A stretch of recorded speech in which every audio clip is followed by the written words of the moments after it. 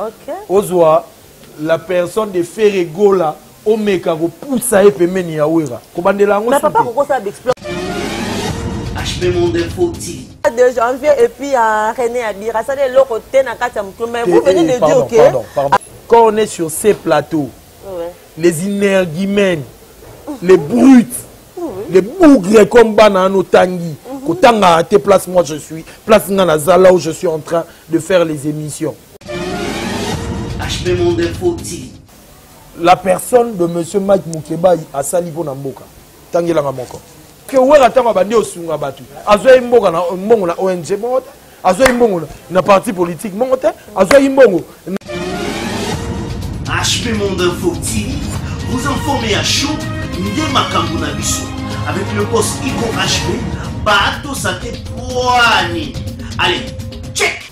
Salut à tous les fans, à tous les fidèles téléspectateurs et à vous les internautes. Je sais que vous êtes toujours nombreux devant vos postes téléviseurs, devant vos téléphones, vos PC, en train de suivre votre émission Identité des stars. Identité des stars est là pour vous aider à bien comprendre et connaître la vie, le projet ainsi que les œuvres de vos stars préférées en entrée. La question est de savoir qui est votre star préférée et la réponse provisoire sont musiciens, footballeurs, pasteur, politicien, etc.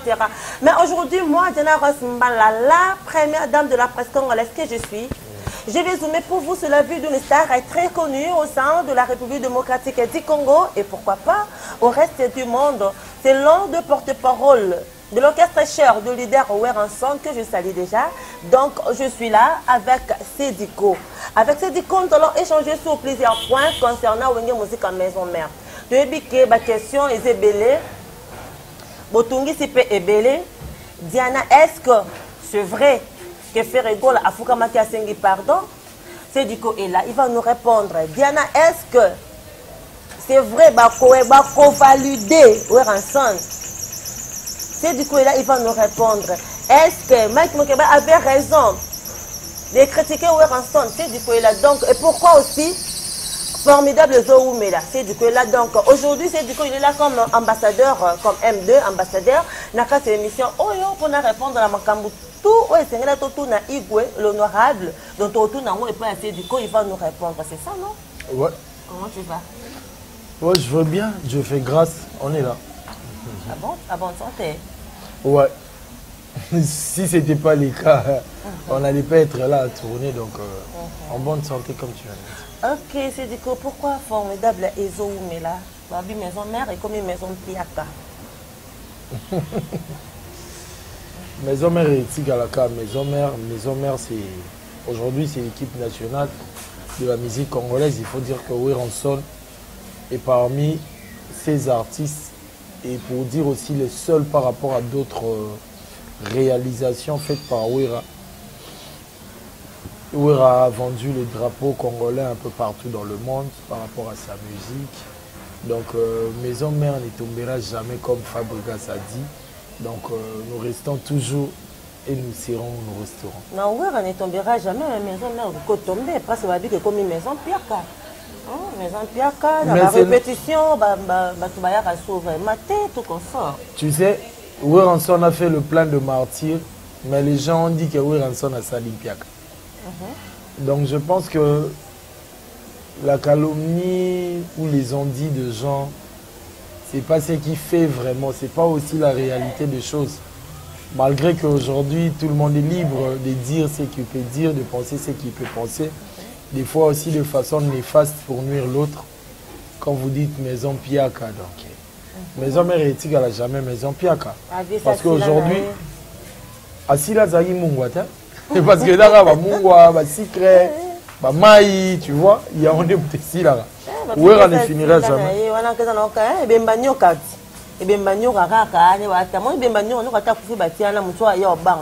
Est-ce que lui est vivant?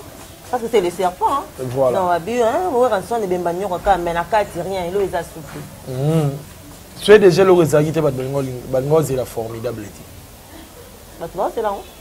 Il y a Makasi, il y a mon lobby, il est traîné, là tu te contredis. Même pas. Ben voilà, c'est bon, c'est ça que tu avais dit, non? C'est pas ça. Ben voilà. La doute méthodique.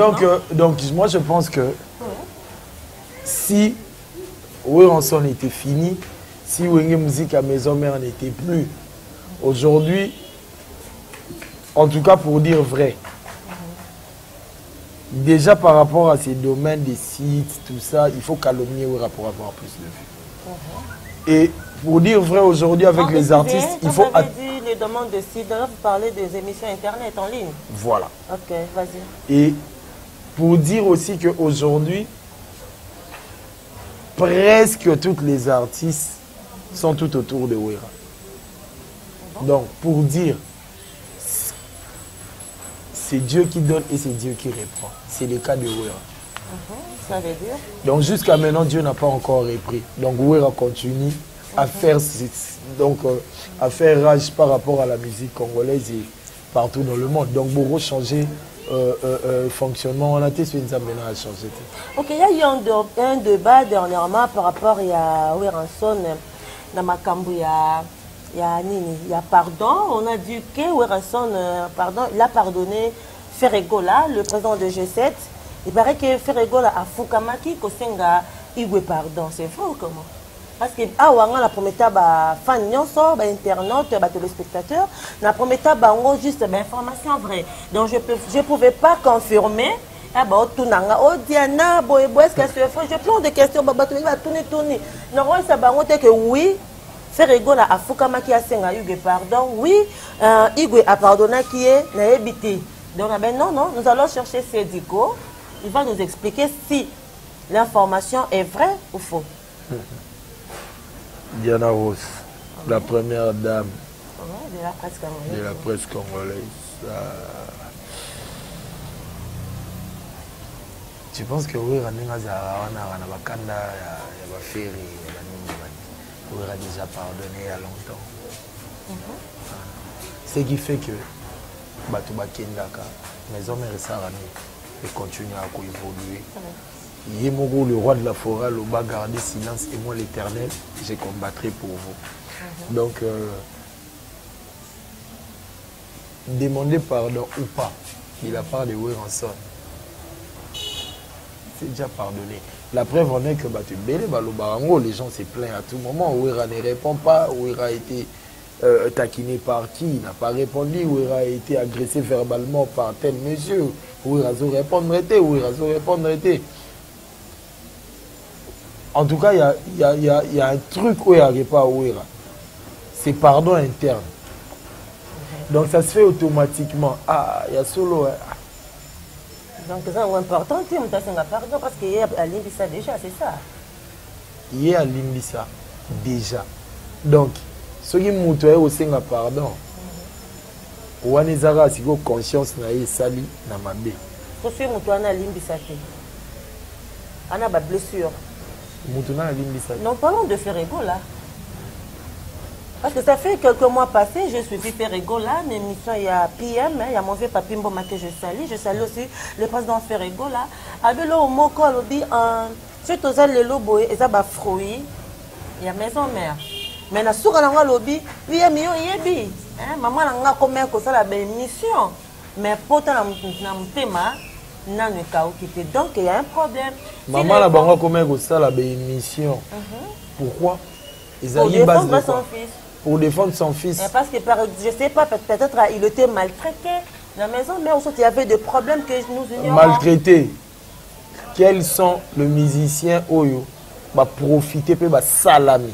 Tant que nous sommes les fruits de Wenge Musique à maison. Qui connaissait Ferregola? C'était personne. Wera a pris tout le monde, il les a fabriqués, les Didier Lacoste. Il y aura ainsi toutes ces personnes-là sont le fruit des entrailles de Wera. Donc moi je pense que aujourd'hui, il y a même, c'est même pas faire débat, c'est même pas discuter, c'est même pas. Namoni ma bémoroté au Wera au ça fait. Parce que vraiment déjà. Ils ont commissaire le roi commissaire. Est-ce que Diane, tu comprends? Les lots dans la cité où tu évolues parce que peut-être HB, le propriétaire ou le fondateur et a site a sali confiance. Vous comprenez? Sur ça la confiance, tu penses que La minute où tu allais avoir du matériel adéquat comme ça pour venir tourner. Mais non. Donc, tout le monde est bizarre. Nzambe Koutou, moi, Nzambe, Jésus, il a fait des miracles. Mais Zara Batunde Mbabomaït, toi, tu pensais que c'était qui? Donc, côté on n'a même pas Yaroloba. Pourquoi on a Lobara Yango? Nul n'est parfait au monde. Même le roi de la forêt a ses défauts. Mais c'est ok, il n'y a pas un leader comme Ouera, très libéral comme Ouera. Il n'y a pas. Là, selon Sédiko. Non, ce n'est pas selon Sédiko. Même Bangwana, surtout, ils le savent. Ils le savent. Il y a des trucs, moi, non héritiers à Salana Wenge. N'importe quel Salana. Comme quoi, par exemple? Il y a des trucs, il y a des avantages. Oh, Ouera, appelle ça, Bill. Appelle ça, JDT, appelle ça.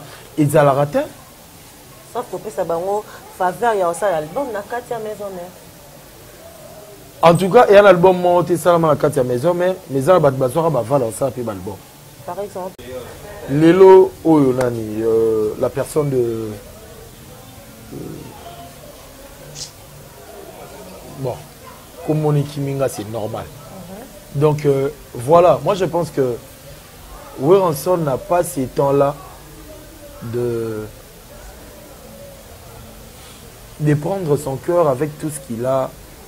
Ah bah, on réfléchir, on calculer. Mais sauf que nous, on a plus une opportunité, comme on a sauf pour ça l'album, parce que ça permet à miel de sang à ça l'album, mais après,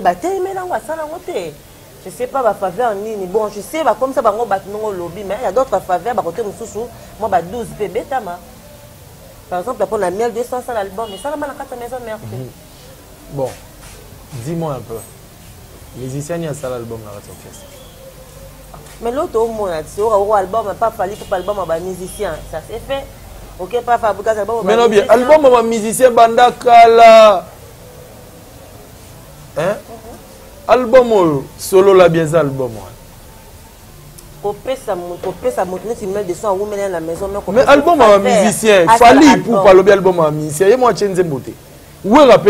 Album à musicien, c'est normal. Mais dans mon tour, il y a l'album banda générique, il n'y a pas. Et ça, tu vois, tu tapes ça, baval. Ok, pour ça, la baronne fait papa Wemba, paix à son âme. À Sali qui était à Bimisi, tout le monde qui redit à Miss, à Zana Katiwana, tout le monde a musicien, Obima, ça album na bango, mais ça na Katia, mais ça na Katia, il y a vive la musique. Vous avez combien de ça la bénédiction? C'est belé. Donc moi je pense que par rapport il y a organigramme, par rapport à la façon de fonctionnement où ils ont vivaté. Papa Wemba n'est pas Ouera. Malgré que Baronio soit double effet, oui. Voilà. Donc peut-être que au monde a bani ba Wemba Ouera. Donc il faut bazala la même façon de voir les choses. Mais non. Nathan Wana, Soge Salama qui a eu sur base de quoi? Sur entente, il y a Nini, dans la réalité ni. Et Ouerapé, Nathan Naye, ils ont un Nini, dans le fonctionnement, dans la réalité, la façon de voir les choses. Moi, je pense que côté Wana, il y a un débatté. Moi, je dis qu'il n'y a pas bon leader que Ouera. Pourquoi? Parce que les entourage à Ouera est belé, belé dans l'entourage à Ouera se retrouve. Qui n'est pas le cas à l'orchestre belé. Ou en tout le bango. Bon. Ok, par là, pour te conclure ce sujet, auto-changer ce sujet, c'est du coup, tu veux nous dire qu'il n'y a pas un pardon, et puis faire un pardon, tu es déjà pardonné, c'est ça? Parce que tu éclaircir l'internaute, tu éclaircir fidèle le spectateur, tu éclaircir fan HB, il y a Diana, et puis il y a Sédiko, et puis des amoureux de la bonne musique, voilà. Ou un fait rigolo à 5 qui pardonne, ou soit pardon, et Zali, tout qu'on sort. Donc nous avons besoin, il y a information, et puis information, où ils sont vraies. Information vraie. Oui. Comme tu vois, une vidéo, tu as fait tout le monde. Oui. Est-ce que papa, ce qui moi la sali ma bé, aïe au sein pardon, il faut brandir en haut devant mon kilo. Ça dépend d'un père à un autre. Je sais pas. Donc papa n'a pas un ending. Tu vois? HB Monde Info TV. Ok, pour clore ce sujet, plutôt changer ce sujet, trop un sujet, mon sous, c'est du coup, tu nous dis qu'il n'y a pas eu un pardon, Donc faire afukama kité ou soit pardon oyo bino nde mutu bomoni ba pardon banda osenga ma depuis kala. Donc pardon ouais banda pluriel. Voilà. Ouais. Donc ça a commencé il y a longtemps. Et je comprends pas qu'il y a l'élève ça la rage. Donc c'est normal. C'est vrai.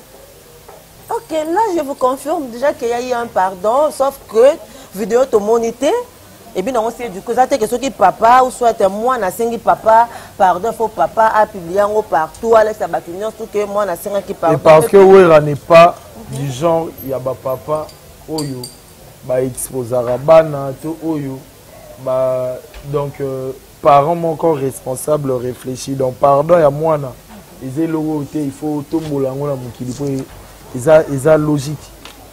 Ok, c'est comment tu réfléchis quand on dit que ceux qui osent finir en son au Kendeliboso, mais ceux qui osent la bonne terme, osent bien au Kendeliboso, n'a qu'à les musiciens.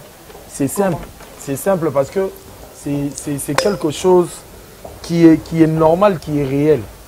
Comment ça? Comment ça, c'est naturel. Ils ont des recommandations bibliques. Balobi, moi, na tout ça, baboti. Pour okende liboso ou pas moment la vie. Mais attends, mutu oyo azui yo a façonné a sali yo ayambi a pêché bolingo oyo papa anango pa bana. Lelo bimi libanda obanda koloba ko critiquer to ko finga papa wana. Tu penses que na parcours non tu seras béni? Non. Ils ont le contraire. Vous sommes taboués pour reconnaître que wana sa papa parce que mutu musu peut avaya pe mena wera sa qui parcours on est ailleurs ba format qui a reconnaître mutu na keno musika te mutu na keno musika te diana mutu le roi brigade so tuni ba te belé brigade a misa ya maison mère. Après moi bi que parcours à brigade place c'est uta parce que pour nini kuna ba koka ko propulser brigade tende ba propulser na wingi. Mais les gens trouvent ça anormal au boy na wera au pambola maté pourquoi à tout va normal l'année. Ah bon nous continuer le quoi papa maté na tout va anormal c'est qu'il y est déjà anormal. Ta reconnaître que na leka ki na ngawana mais tu n'es pas mon père. Oh tu n'es pas mon père na ndeni ni oleka papa na nga na reconnaître papa na nga par exemple sikoti mutu wana komi na niveau ba yamba yo bando tu na yo o reconnaître we raté sikoti ba bandi ko yamba yo si yo bandi via qui vedette tu l'as fait pour qui? Qui t'a donné cette chance? Qui t'a façonné? Qui t'a fait qui t'a donné ce qui est en fait? Qui t'a fait grâce? Yaouye banako mana dimension là. Ce n'est que Ranson. Donc dis-moi maintenant, tu vas nier par rapport à quoi? En guise de quoi? Soit bien ça qui me t'a ma bête. Pour me t'en dire mayo, un bon no reconnaître travail pambola maté bon du ko fina ça qui me t'a ma bête. Ko fina e bon fina ndenge nini? Eza maloba na yo façon de se comporter na yo Dieu est juste. Oui, bien belé le roi de la forêt Salara. Vous comprenez? Il n'a pas besoin de finir Moutounzamba Bundara Ponae. Quand on va manger avec les orphelins, il n'y avait personne. Tant que baba tu vas finir bachege, ba okima bachege, ouera abenda bachege pembenae. Vous comprenez? Donc c'est normal une personne comme ouera, les lots s'acharner nae, c'est normal que l'Éternel a combattre pour nae.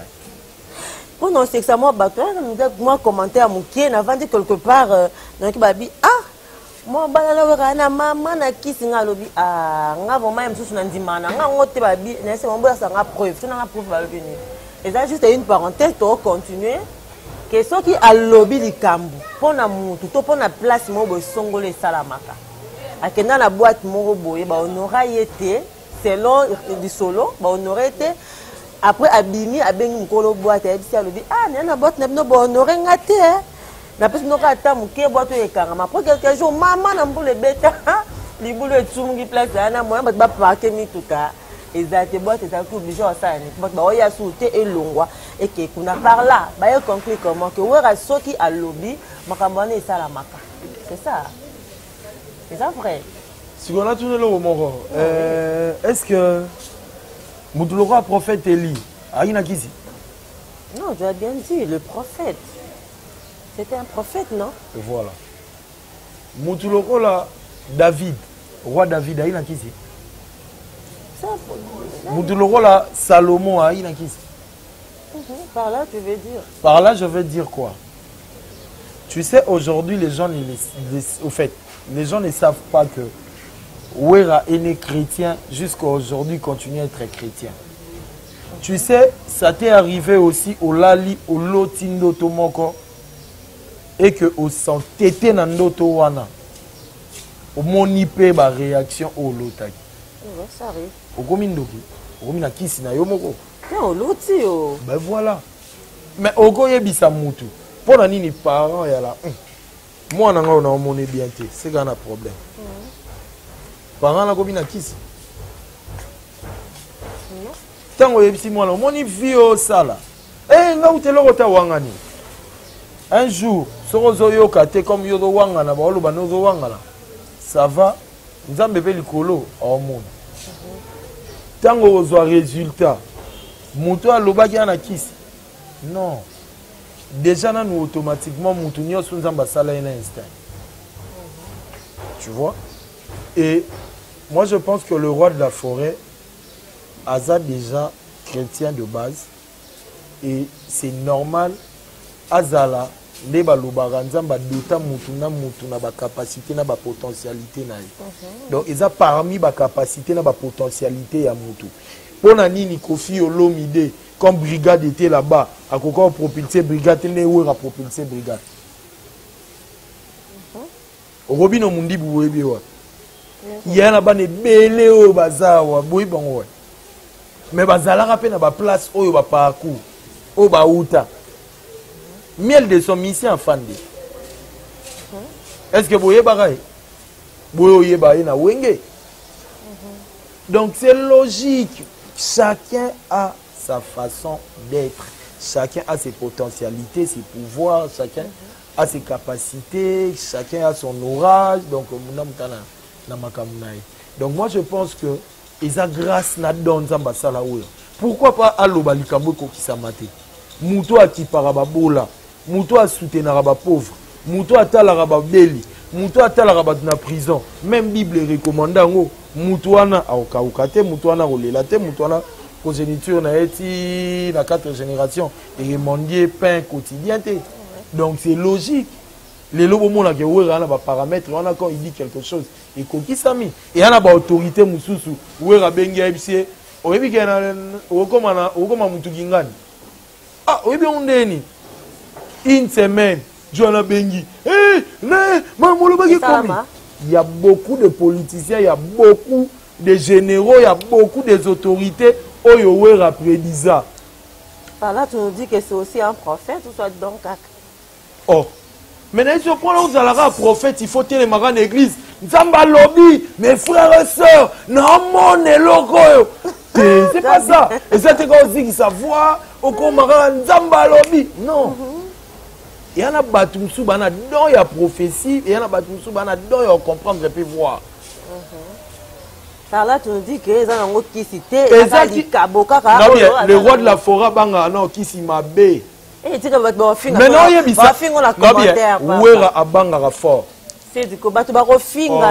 moi je te dis, le roi de la forêt c'est un papa pour moi. Un papa t'es dans le miziki. Non. Papa de la famille. Papa pendant la ya famille, le roi de la forêt Tozalara. On s'est dit des choses, oh peut-être que il y en a batumusu na kuta 20 ans, 25 ans qu'on a na wenge, basolana le roi de la forêt. Mais est-ce qu'un roi qui est point qui se bateau sur bayebi que c'est non bateau interprétation. Ah ouais, rana qui se makasi, voilà. Zanganga simba mutua dragon. Ce que yo yebo ba ouais razana qui se tient, c'est que qu'est-ce que bako finga. Oh, mais là bien, mutu sera fingi. Nous on est des chrétiens, là bien. Mutu mora la tsanga na dragon. Ala tsanga ta côté dragon en lara. Mais ce dragon ne existe mais ba kenda ota dragon. Oh, air opération de Gwe Salama qui m'a manqué éclipse solaire. Donc, ouais, on a peut-être un pouvoir, on a obimisango, si mi muto dragon. Bakanga Tintin doki na dessin animé habité.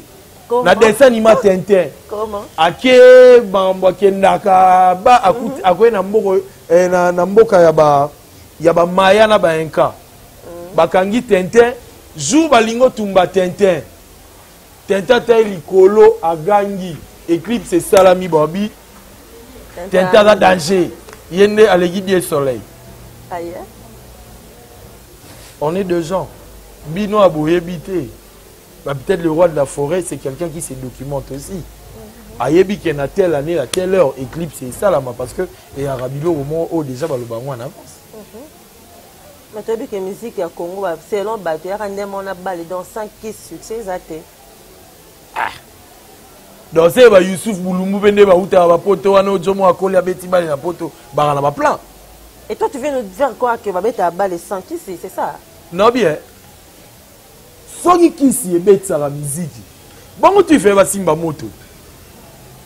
Bangoto dans ba musicien nyonso. Ba musicien tu fais Basimba moto. Ceux qui ebeti la musique. Soki kisi et ça la moto azala oya ça. Ba tout il fait bazala bonga ndenge moko. Batutu fait bazana ba succès, batutu fait ba yebana, batutu fait ba les rois de la forêt. Pour mutalegi les rois de la forêt zati. Tangelanga. Oh c'est du coup.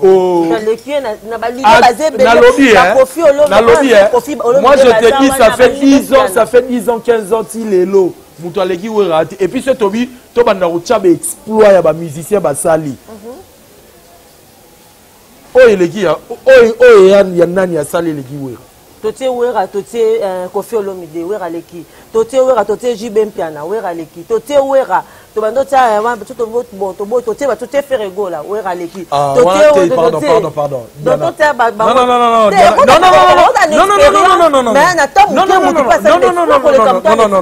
je t'interdis pardon de le dire comme ça en tout cas dans l'émission que ça soit la dernière fois Ozwa la personne de Ferego là Omeka ko poussa epemeni ya wera. Kobandela ngo. Mais papa ko ça explore ko jamais. Et le roi Blaise Mata zolinga bandako ko tout ala na vie mateka dio impossible.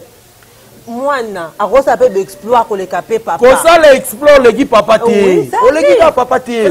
Ko déjà nous pour ça l'exploit. Ozwaki maté ya na makamuna lecture à papa. Donc on le ga papa té. C'est un papa na vie na ye asala ni mwana na c'est qui est vrai pe mamu oh wera na lobi asombi ba ju papa ma pan oh papa sala yi. Yana Rose, je pensais que tu as commencé en français mais je pense que tu es chaude hein? Oh. Parce que je t'ai dit que les loti lobby les fers et les Fali, les consorts ne feront pas ce que Wera a fait. Il n'y a pas si, je te jure. Par rapport à la carrière, par rapport non, il y a carrière, par rapport il y a Orana et toi, Lonzamba Pessi, ah, mais toi, le nez est parce que chacun de nous a mais voilà déjà sur les coconatés, donc bon, ça m'a par rapport à la carrière musicale, par rapport à l'exploit de la musique, exploit la musique. Non bien, Wera Longola va porte, il y a stade des martyrs, la police est là, non, en Ngiringiri. Frontière à Bumbungiringiri, na concert. Wera quoi ça miri ya batunangola ba mituka e buka ne pansana ba vite ba buka na mabuku. Wera sala étouffement la stade des martyrs ba obimisa batu ya obimisa ba lekisa ba likolo étouffement.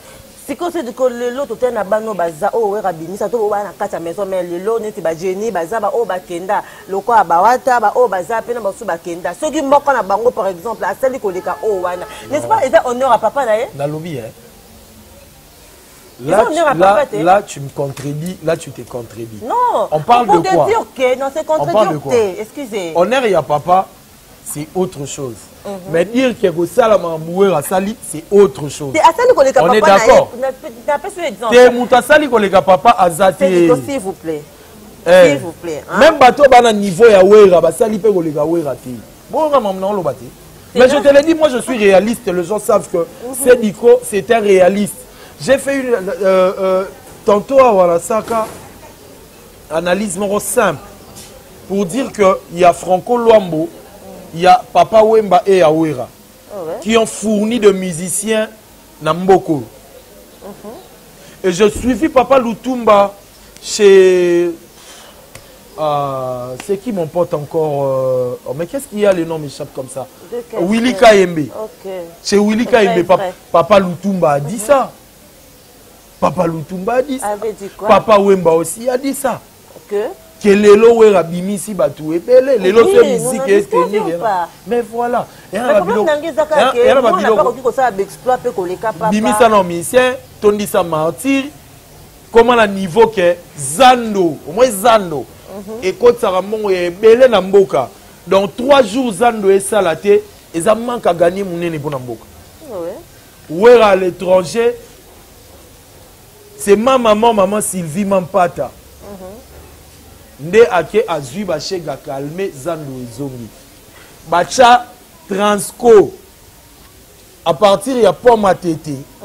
Kita boye egomi vi mususu. Mata boye bachango egomi vi mususu. La police FARDC hélicoptère ba tank ba nini ya Zamba. Mais ouais à côté au milieu de plus de 5000 personnes et quelques. À lobby bayoki ba longoli après 1 heure d'état circulation zombie. Moutoua bongo vraiment. Waouh. Ah, mais waouh, ce sont des choses vraies. Je profite pour dire merci tout d'abord. Merci, je dis merci au directeur financier de Maison Mère. Alors, bienvenue. Et puis, merci Nayo, mon oncle chéri. Papi Misiku, Akopia Milo Misiku, Alpha Misiku. Mais voilà, oui, on a fait le côté, on a Mikolo, batos, ben, site, n'y a sur Internet. Ah, il y a un Asalanine. Asale belé pour la musique congolaise. Là, je parle de janvier et puis René Abir. Asale le côté na kata mtou. Mais vous venez de dire que Asala, Diana, pardon. On doit se respecter. Moi, c'est pas d'aujourd'hui. Je me suis réveillé à 5 h du matin. J'ai 2 fois été puni parce que j'ai pas bien fait mes devoirs.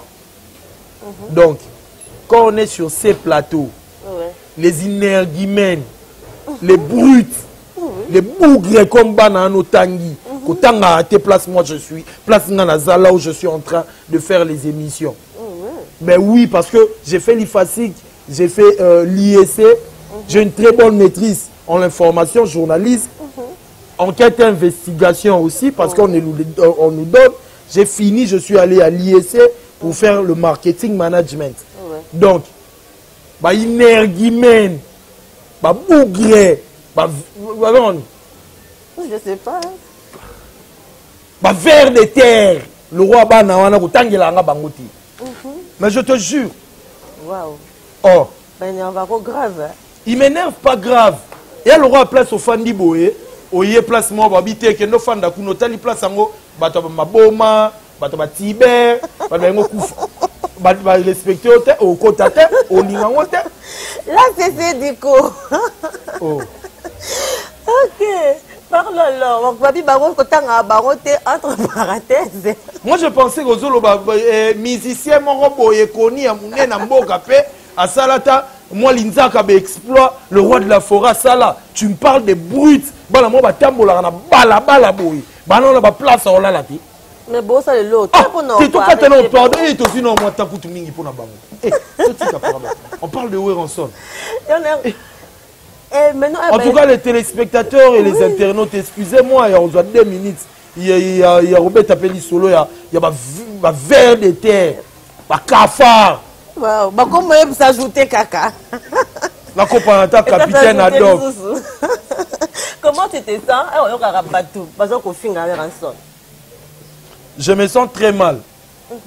Mais à la fin, je dis, c'est normal parce que pour vivre, pour Bachaïka, il faut passer par Ouera. On a déjà compris le système.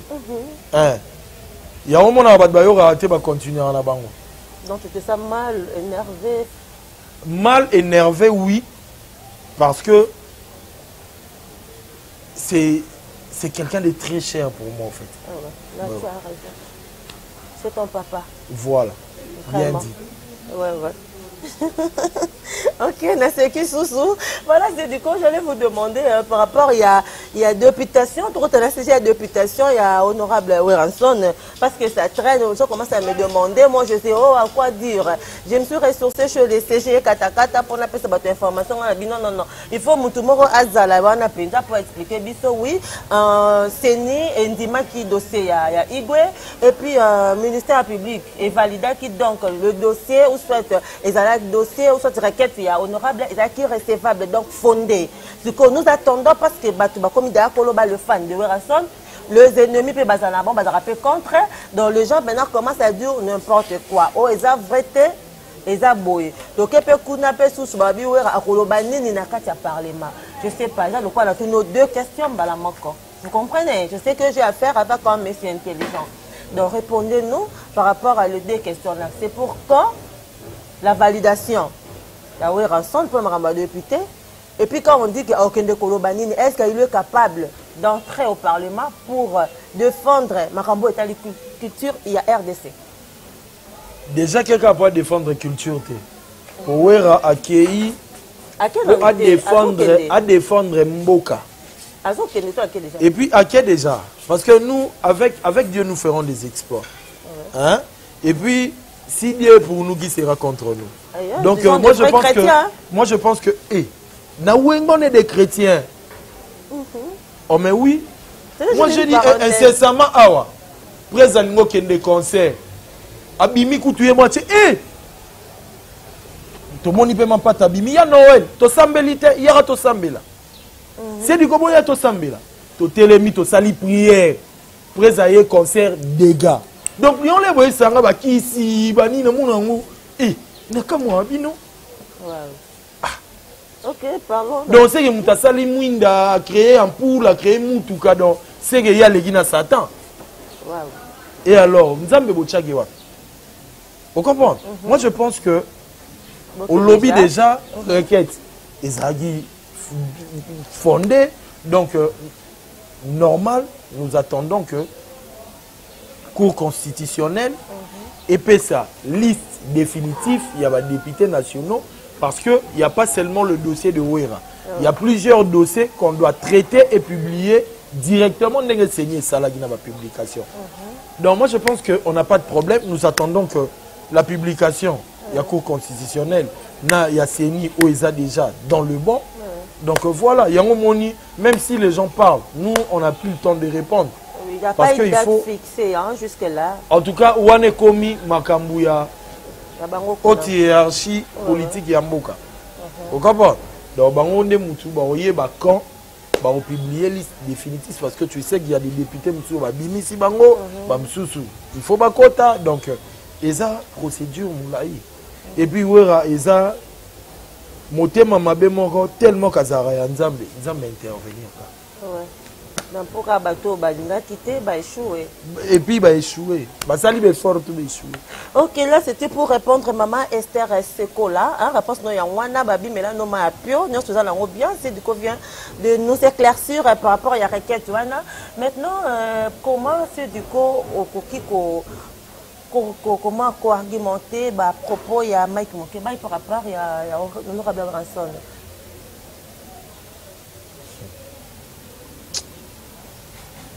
Le problème de M. Mike Moukebaï, moi je pense que, je ne sais pas ce qui les a manque à faire ou quoi. Parce que de un, aujourd'hui, M. Mike Moukebaï va s'en prendre à Ouéranson. Attends. Quand Ouéra a commencé à donner aux gens comme Sankara, vie, Atambola, Moutuka, ma mission de service, Mike Moukebaï a mis Manani. Ata qui PCA. Personne. Na agi ya Sankara bandi otambola na mutuka na wenge. Tozong sa Mike Mukeba il faisait quoi? Non. En tout cas, moi je pense que l'IFACI que j'ai fait, l'IFACI qu'il a fait, donc et comment on dirait des IFACI. L'IFACI que moi j'ai fait et Oye à Sali et on dirait des makamou différents parce que n'a pas propos n'a pas façon de réfléchir, en tout cas c'est pas intellectuel, hein? Pour ne pas dire de gros mots, c'est pas intellectuel. Tu t'en prends à quelqu'un qui a déjà beaucoup fait pour ces pays tant où il y a vie. Tu t'en prends à quelqu'un qui a donné de vie aux gens tant où il y a nous vie na yo mogona. Est-ce qu'on se comprend? Je vous comprends. Et tu vas t'en prendre à Ouéranson en guise de quoi? Sur base de quoi? Parce que toutes ces vacarmes et ces bruits que les Mike Moukebaï nous fait à la télé ici, c'est pour chercher qu'il y ait des postes. Ah bon? Voilà aujourd'hui les députés. Qu'est-ce qu'il est en train de faire? Tu penses que le primordial, c'est s'en prendre à Ouéra ou s'en prendre aux choses importantes? Oh, le peuple congolais n'a pas besoin. Mais peut-être il était aussi libre. Peut-être il était libre. Exactement qui a osé en sala. Je te jure. Déjà, il faut régulariser nos relations amoureuses. On a parlé. Famille Wana, Ezwambongo Elia. Bonjour. Ezwambongo Elia. Mais il le fait déjà, non? Il le fait déjà. Sarabango déjà. Ah. Bon, parce que moi, je suis Azana. Famille. Parce que Baliara déjà. Oh. Bah vivant, tout bah vivant. Sankaraza marié. Abal na Ajni. C'est pas. Bon, vous voyez, tout n'a pas Sokazang. Là, tu veux tu es en train de. Il y a quoi apprendre, bisous que Azam marié, t'es ou comment? Bon, vous voyez bien aussi. Ah bon? Bon, tant que Sankara Betty solo, il y a le sang de l'agneau. Mercedes, c'est ça 80. Et Mimi, Sankara est dans le sang de l'agneau. Sankara m'a mis combien de batupoto? Mike Mukeba c'est.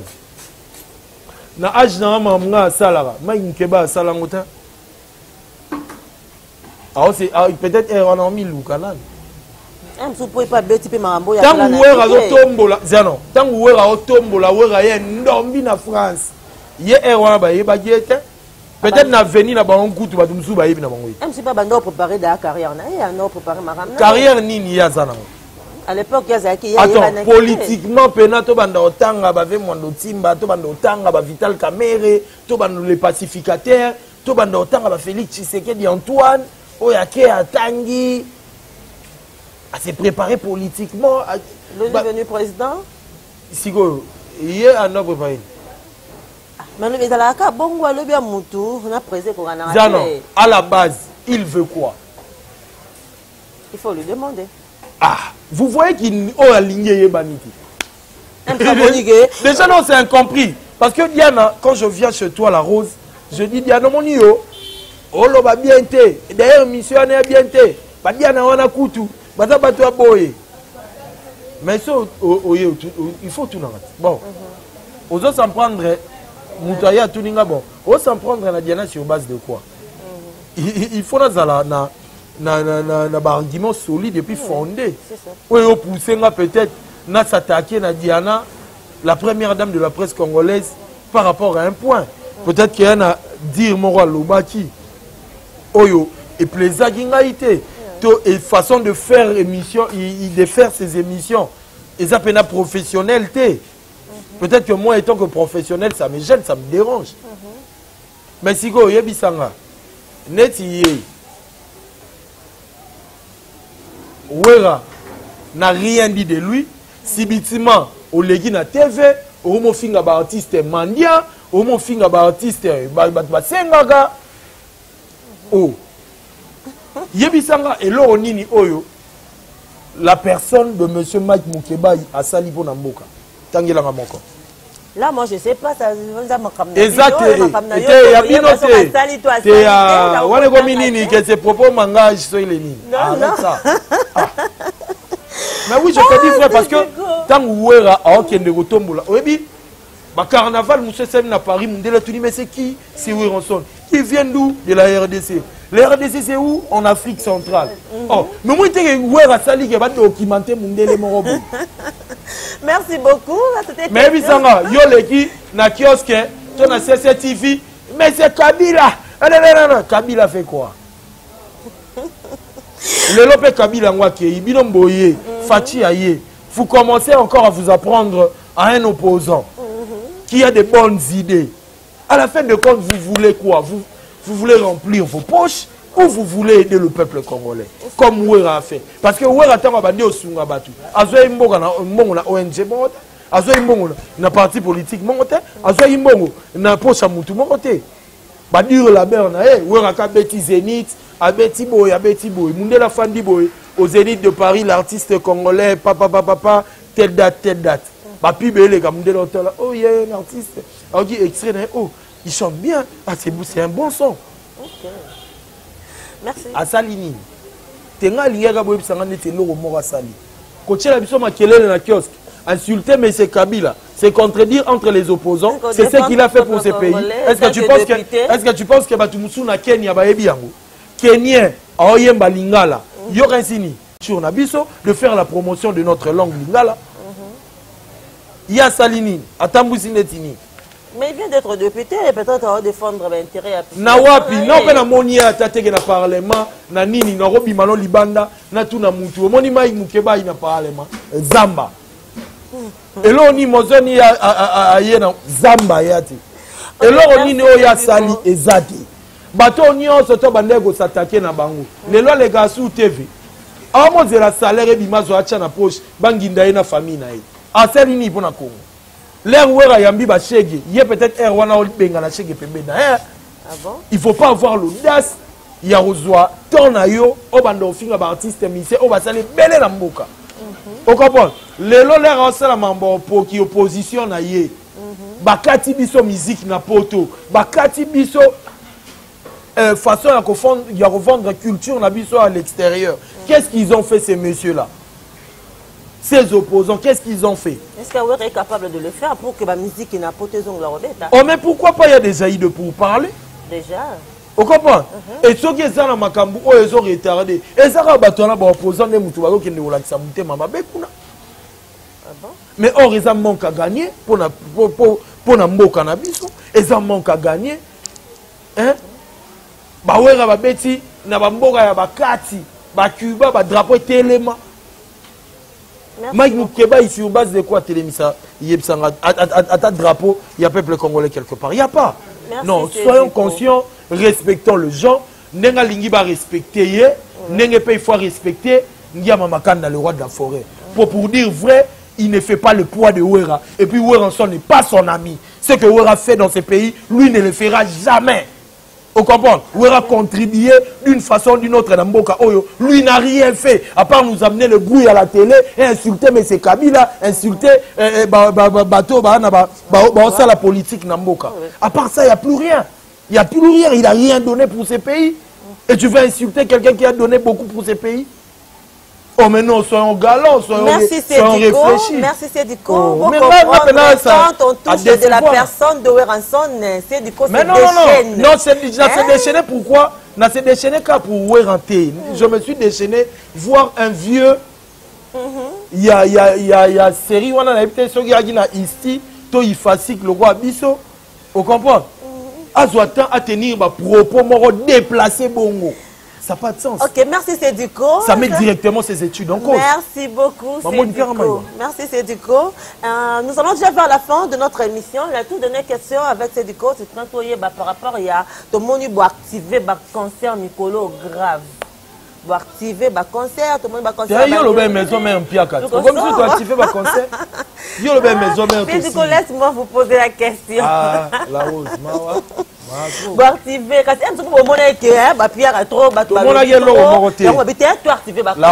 la rose, je ne mâche pas mes mots, je te dis vrai. Plus fort que Oueranson au Koufi. Mamouera salo salangote. Oh, tant que le roi de la forêt, tu as un phénomène. Il y a un phénomène à Combo. Oh, Oueranson phénomène humain. Ok. Vous avez activé de concerts, concert est belé, vous activez. Je ne sais pas s'il y a d'autres concerts. Et puis, tant qu'il y a un orchestre, il y a un répété à adresse. Ça fait les lotos qui ont 23 ans, 24 ans, 25 ans. Bon. Il y a un siège, tant qu'il y a un orchestre. Tu as le niveau. Tu as le niveau d'organisation. Sorry, tu ok, c'est du coup. Et puis, ça a un programme de concert. Ils ont continué pour nous bientôt. Ouais, on aura Djourba. Tala ba biloko neti ba boye vraiment na habité soki Mike Moukeba azwa ki stupéfiant mo boye oyo et stimula ba nerf na ye pour que lo ba bon hein ba fête indépendance ba benga ra wira ya go beta ko boya petit mutulo on a toi na Duba tozana Zambie ezozela biso tozana bah, concert intercommunal, il faut tout ça là parce que le roi de la forêt a compris que bah, ville trop, c'est pas tout le monde qui a vraiment cette chance de nous atteindre, de déguster cette bonne musique.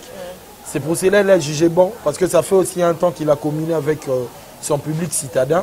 Donc il y a un autre juge qui, tout ça la tour, il y a au fait de faire des concerts intercommunaux, de prester un peu partout.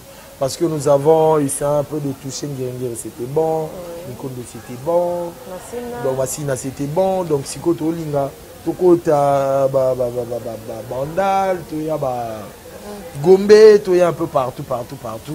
Hein, donc, question vraiment, il peut s'assurer l'Engiwana pour vraiment dans la en sorte. Il y a physiquement et puis il y a Royo Kapé. Est-ce qu'il y a une d'autres par rapport à sortir album? Il y a formidable, pas encore comment? En tout cas, c'est incessamment ici. Mais la Lobara, Maramo, la Solina, le roi de la forêt direct entre père et fils, des bouches à l'oreille. Malgré que Badba comprenne raté, na linga rapena ko afficher relation intime yanga le roi de la forêt. J'ai pas besoin de afficher à moi. Mais yango Badba mona que je réponds pas directement et là au moment la sololina le roi de la forêt. Ok, c'est bon, c'est la fin de notre émission. Mais incessamment ici, en tout cas, quand je dis incessamment, donc vous allez fin du mois, vous allez dans une semaine. Ok, c'est pour bientôt. Hein? Tu dis que bientôt, on a un calendrier, mais c'est pour bientôt. Ok, c'est déjà la fin. Je vous donne la chance. Il y a autour une question. Bientôt, on a un calendrier. On a une question pour que toi aussi, cette émission, ça va dédicace. Question, mon roi. Oui, mon roi. Ah, c'est au lieu de tout. Tu n'as pas question, tu n'as pas répondre. Madame, tu n'as pas quitté. Ah, tu n'as pas question, mon roi, mais il a bien, c'est la caméra, c'est la télé. Ou les lits sous caméra. Tu n'as pas question, mon roi. Mon roi. C'est qui l'homme de ton cœur? Ouais. L'homme de mon cœur. Ouais. Il est dans mon cœur. T'es comment on a eu? Comment on a eu? Ah! Mais il est en train de me suivre. Il y a un problème, tu as cité l'oba qu'a cité tout. Il y a question bimo encore. Mais Alinga, c'est ça le problème. Il y a Alinga Dendeni. Il y a question. Mais question dans ce cas. Comme tu es là, tu me suis prochainement la question. Mon amour, tu me suis. Tu n'aimes pas que je cite ton nom devant la caméra, c'est ça, non? Azarawa, puis bon, toi tu vas dans Mbogani. Son nom c'est chez de moi. Chez de moi, comment vous dites? Makengo, son nom c'est quoi? Chez de moi, non? Son nom c'est chez de moi. Il manque mon caméraman. Oui, Ibak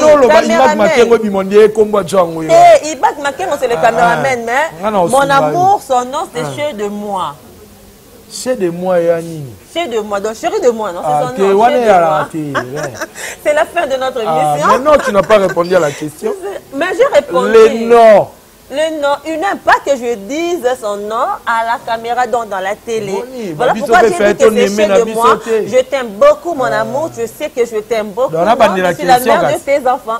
Bisous. Je t'aime beaucoup. Non, vous avez la chance. On répond dans peut-être. On respecte la question. On a une réponse. Réponse des hommes, on va tout mieux répondre. On a une réponse. La personne sous seconde chance alors. On réfléchit bien pour prendre 50 chances. La personne 50 chances. Action. La rose a beauté, toi beauté. J'ai 2 enfants. Merci. Avec chez de moi. Voilà, c'est la fin de notre émission. Hein. Comme je dis toujours que je termine cette émission avec... On peut conclure debout. Hein. Ah oui, ça ne dérange pas. Attention. C'est la fin de notre émission. Nous allons faire le jeu de dédicaces. Moi, je dis merci au number 1, Igo HB, Papa Anaël Windo. C'est du coup, tu salues? Moi, je salue le patron de tous les établissements Maté Kadio, notre papa Maté, le papa de Blaise Maté, de Isé Maté, ils sont beaucoup Mireille Maté. Donc voilà cette grande famille respectable. Ok, je dis merci à l'homme idéal, le directeur financier de Maison Mère Bienvenue Tenta. Je dis merci vraiment à celui que j'appelle Mireille Vemba Vembasquin, la beauté parisienne. Merci également à mon oncle chéri, Papi Misikou, et pourquoi pas aussi les autres, Alpha Misikou, Akovia Milo Misikou. Je dis merci, il est vieux, mais jusqu'à maintenant, il a que 13 ans d'âge. Papa Georges était sali, et pourquoi pas à Agnès Wamba, petit bateau de Paris. Ok, Moutoumoko bien, Dassikiala, et pourquoi pas aussi Moutoumoko bien, Lissoussou, Ramazan Kiwa. En tout cas, plus que Motomoro bien, lui c'est la bonté. Hein? Je dis Roy Kishi de la nouvelle génération, Dada Mouzinga, Jaguar Dominique, et pourquoi pas Mamadou Ken. Merci à Baby Sugar Charlie, hein, de Baby Sugar Charlie. Attends, là je t'interdis, je t'arrête. Baby Sugar Charlie. En tout cas, toi, c'est la beauté américaine. Donc l'Amérique du Sud comme du Nord, tu contrôles. Charlie Sugar Baby, la puissance, toi tu es là-dedans. Ok. Merci également Valobi Vanessa Chibambe. Et puis Charlie Sugar Baby, Azobi Mapena formidable. Ah bon? Ah, félicitations Baby Sugar Soldat, Yamakasi. Merci également à Hercule Bamvois, tout depuis London City. Marius, c'est depuis London City. Merci à maman Emeline Zemba depuis London City. Partout. Merci à maman Emeline Zemba de tous Pepele Yambetolo. Il y a Graciela Nicole Nzemba qui tout à l'heure t'osa. Ok, frère Ondoka, va de gros bisous à vous. Hein, Empereur Jimmy dit la Toto Baoba depuis Paris. Maman Eugénie Monga et ma papa mon Franck. Et pourquoi pas aussi à maman Lily depuis Ziesa. En tout cas, merci à maman Claudine Kinoa, Balobi Yonde. Et pourquoi pas maman Angèle Mwanza, Blanche Made, Badega Schengen, Doudou. Ok, José Kipiatou, Doudou Tenta, Adaka Vumenja, je ne sais pas si tu vas ajouter encore. Doudou Tenta. Moussika Sikana Paris, de gros bisous à vous aussi. Tu ajoutes Timberly Kabwe, qui encore. J'ajoute, en tout cas, pour clôturer, j'ai dit merci. En tout cas, dans les réseaux sociaux, dans les groupes, dans les réseaux sociaux, nous sommes la nouvelle génération. Les chanceliers de la nouvelle génération avec Dada Muzinga, les chanceliers de Weranson, Dr. Hugues Malongi, les intimes de Weranson, les Nzoï de Weranson et parlementaires de Weranson, collectif de Weranson. Donc, Binonion surtout, je vous salue pour finir.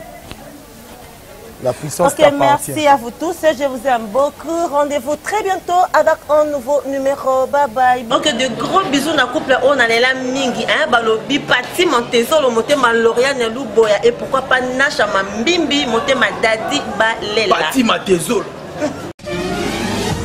HP Monde Info TV vous informez à chaud de Makambuna Bissou avec le poste Iko HP. Bato Sate Poani. Allez.